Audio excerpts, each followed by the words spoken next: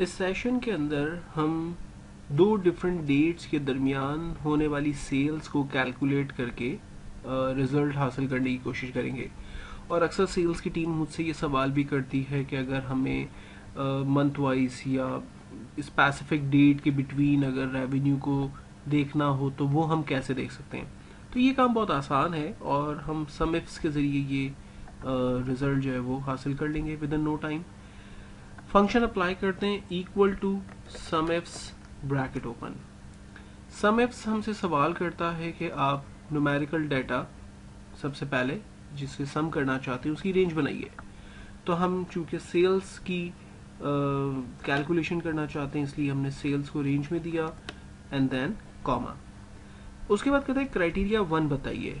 चाहते क्या है आप, एक्चुअल में हम डेट में से जो स्पेसिफिक डेट है वहां से कैलकुलेशन को स्टार्ट करना चाहते हैं और हमारी डेट स्टार्ट हो रही है अगस्त 1 2011 से।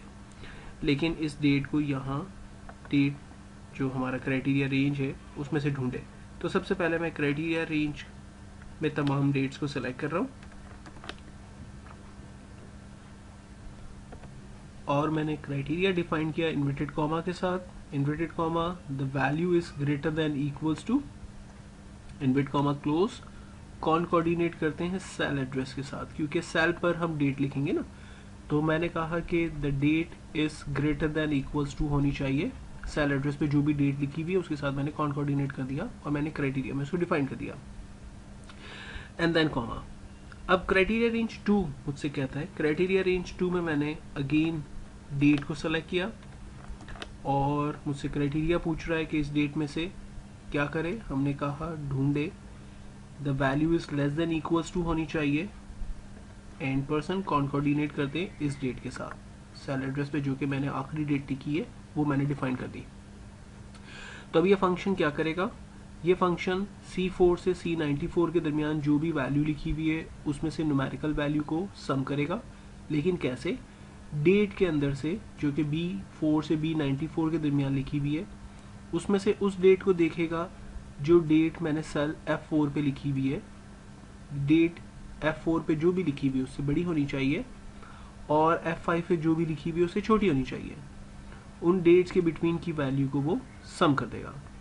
फाइनली इंटर करते हैं, ये हमारे पास रिजल्ट आ गया।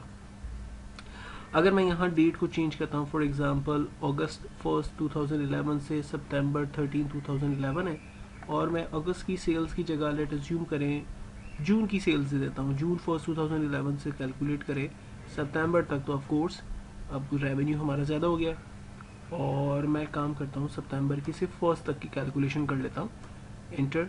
तो रेवेन्यू हमारा थोड़ा कम हो गया।